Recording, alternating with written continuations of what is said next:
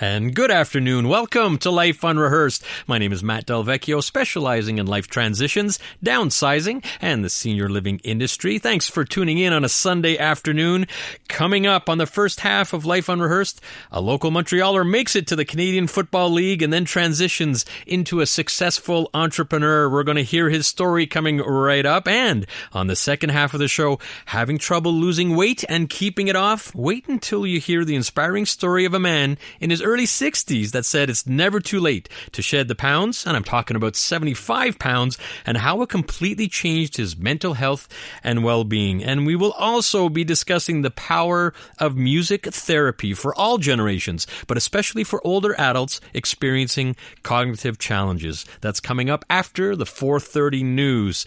All right, I've been looking forward to this interview for a while. First, I love a true life unrehearsed story, and in this case, it's a person I've known since our days in Adam and Pee Wee football in the West Island. I'm talking 45 years ago. I'd like to bring in Ernie Schramayr. Ernie, welcome to Life Unrehearsed.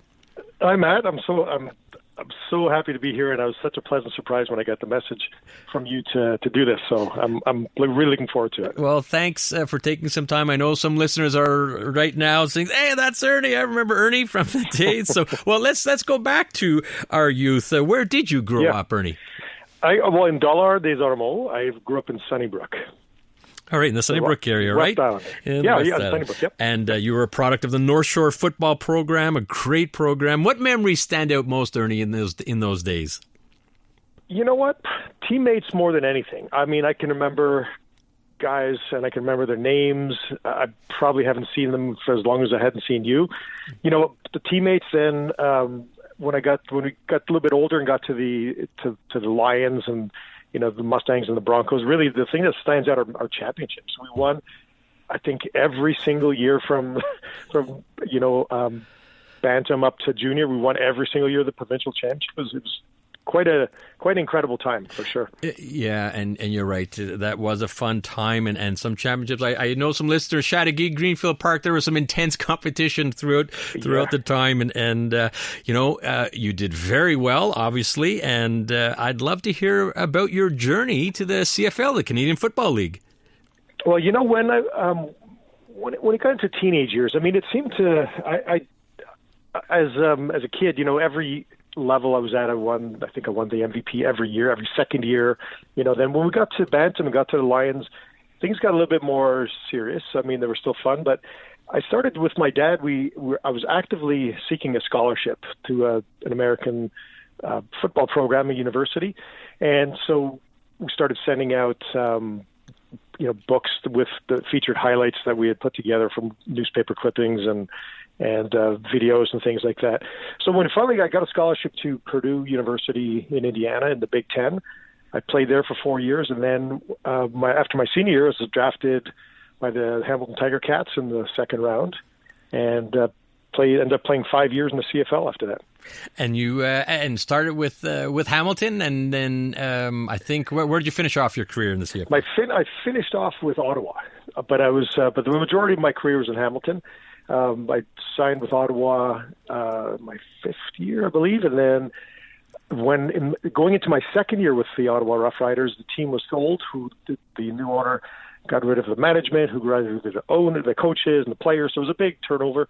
And so I was let go before training camp. Actually, the weekend before training camp was started, I got a voice message on my answering machine, not voicemail, answering machine, and I was released that way. Could you imagine? What a way to end. A little anticlimactic way to end, yeah. No kidding. Listen to Life Unrehearsed. Matt Del Vecchio here, and I'm talking to ex-West Islander Ernie Schramayr about his CFL career and how he's successfully transitioned into a successful entrepreneur. Ernie, by the way, is a certified personal trainer and a medical exercise specialist. Ernie, I would, just to wrap up the CFL career, any particular highlights that stand out?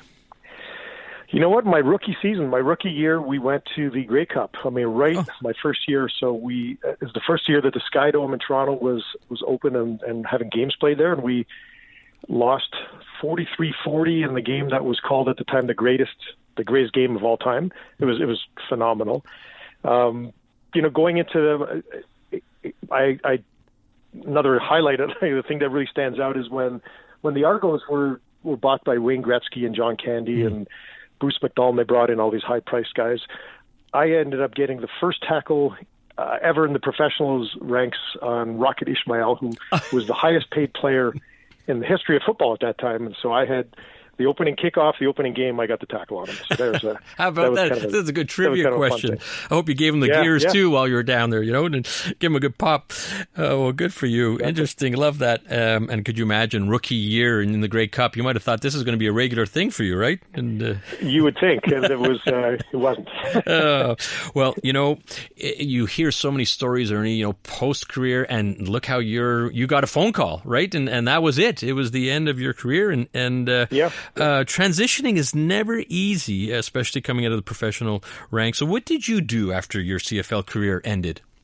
Well, my university degree was in health education, or more specifically, it was called community health promotion.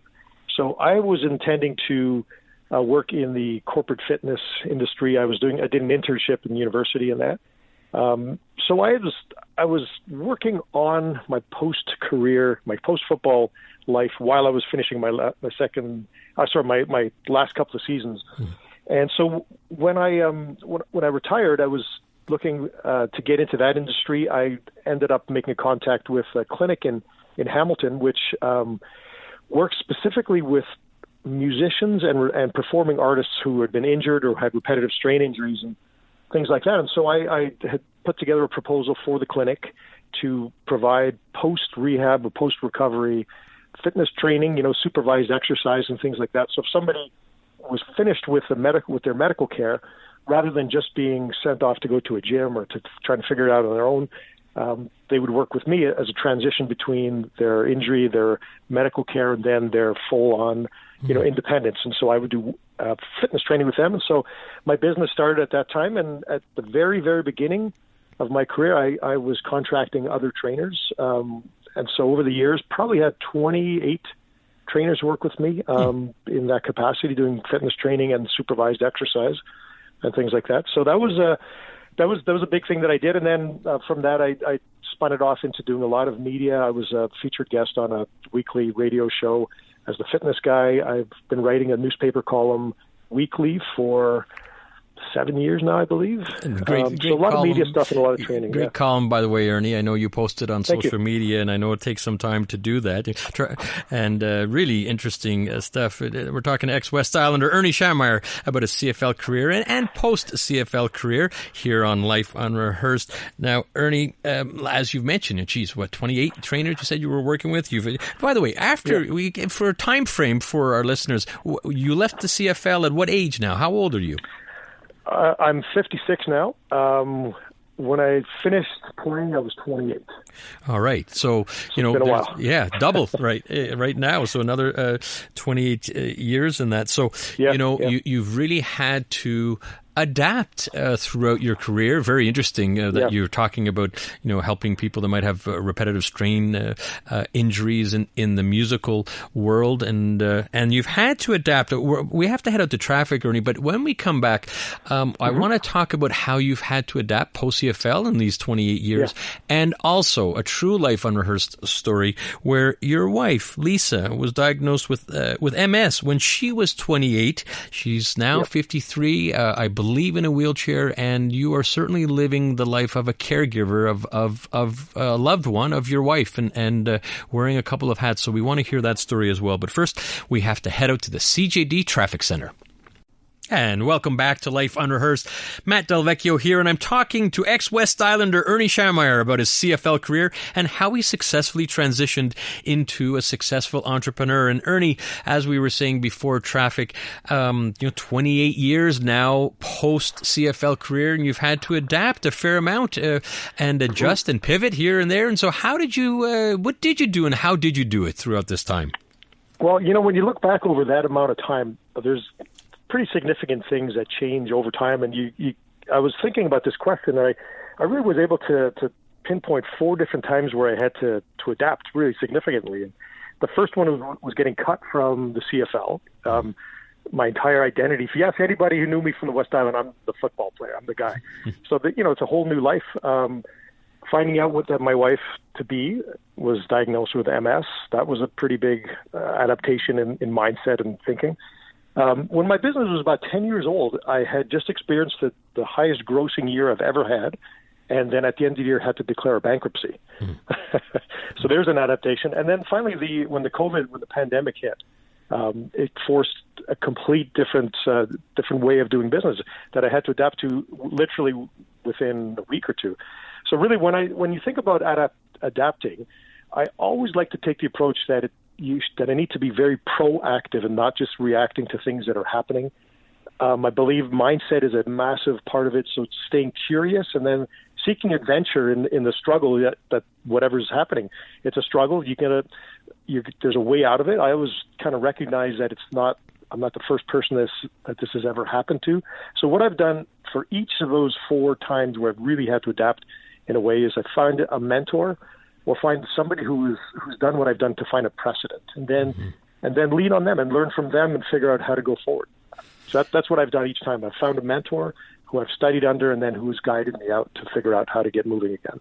I love that, Ernie. And like you said, the mindset is crucial. You can't get down. You're going to have your ups and downs, but you always have to be looking forward. And those are great 4 examples of how you've had to adapt. You mentioned Lisa. I want to talk about your wife in just a second. But while we got you, we got to talk a little bit of exercise here, Ernie. Sure. What's the number one thing you can do to keep to a regular exercise regime? Well, this comes from years, like decades of experience working with people. There's one tool that I developed for myself, which I then taught to my clients. And if somebody is having a difficulty sticking to a program, sticking to a plan, this has almost every time has worked. What I suggest people do is they get a paper calendar. It could be like one that you get at your dentist or at any other business. And on the calendar, whenever you have your exercise program that you know you're going to be following, for me, if I'm doing a strength training workout at the gym, I very briefly will write on the calendar in the square. I'll write I might write upper body at the gym, and then I take an orange highlighter and I make an orange line through it. The next day, if I did a cardiovascular exercise routine, like let's say I went for a power walk or a jog, I would write that down and then make it a yellow line through it. If the following day I haven't done anything, I'll put a black X on that box. So my goal is never to have more than 2 black X's in a row. And I think that the reason why the tool works so well is because it's so low tech. If you have to open up your phone and open up an app and look for a calendar and mark it in there, it's too late. The moment's gone. You have to put in a place where you can see it visually, where you look over it. And if it's a day you don't feel like doing anything, but you're supposed to, and you see 2 black X's looking at you, you're gonna do the workout to get that orange. Love that, Ernie. It's visual, and you got a little bit of guilt factor in there as well, and make it happen. And if there's a day you don't feel like doing anything, and you look over, and you've got 4 days in a row of orange and yellow lines. Fantastic. Take the day off guilt-free. Yeah. But it's almost every single time I've used that with someone, it's got them consistent and moving again. So simple. I love that. Simple, yeah. It's the simplicity, yeah. Listening to Life Unrehearsed, Matt Delvecchio here, and I'm talking to ex-West Islander Ernie Schramayr about his post-CFL career and what he's doing in life with his various businesses now. You talked about Lisa, your wife, and... wow, one of, we were mentioning about adapting and living a true life unrehearsed, Ernie. Your wife, Lisa, was diagnosed with MS at 28 years old. I believe she's around in her early 50s now. Your role as a husband and now caregiver has changed dramatically. First of all, how is Lisa doing? Currently, she's struggling. Her MS has been pretty active this year, and in the last couple of years, she's transitioned from using a walker out of the house to using it in the house now, and when we are out, she's in a chair that I'm pushing. Mm-hmm. So it's been a struggle. It hasn't been easy. Thankfully, she didn't get COVID during the pandemic, but she had a cold recently, which the virus tends to cause a relapse in her symptoms, and it's gotten worse. So she's been struggling.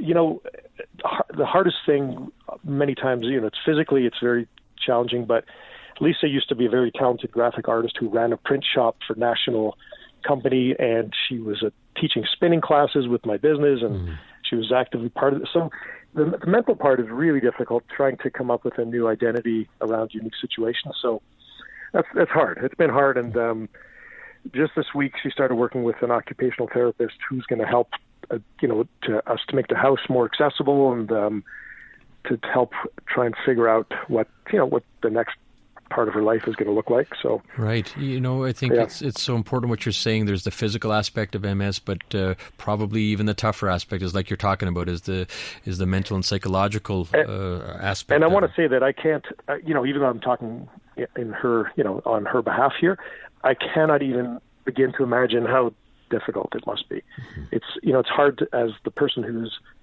taking care of somebody with MS, but I can't even imagine how tough it is for her, Can you give our listeners, Ernie, just an example of your daily routine in helping Lisa?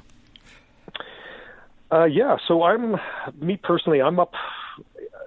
Here's one challenge: is our schedules are so different, just based on what's going on. I'm up usually around 6. My morning routine is pretty consistent every day. I meditate every morning.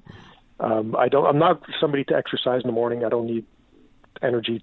I don't need to pump myself up. I like quiet time before I get going for the day. So I meditate. I read quietly. I work with clients in the morning virtually, and in the afternoon I do some home visits. So Lisa's usually up around noon. And before she gets up, I'll make her a smoothie, which includes protein and vegetables and fruits and everything. And that's to get her set up for when she gets up. She's got something to consume. I'm usually home in the late afternoon, and then we'll make dinner together, or I'll make dinner. Mm-hmm. We'll have dinner together, and a couple times a week we do a workout that I help take her through, and a couple times a week I'll help her showering. And luckily, my wife is a hockey nut, so we've been watching a lot of playoff hockey together. But in the past year, now that our kids are getting they're older and they're independent, we've started to try and do some short trips again.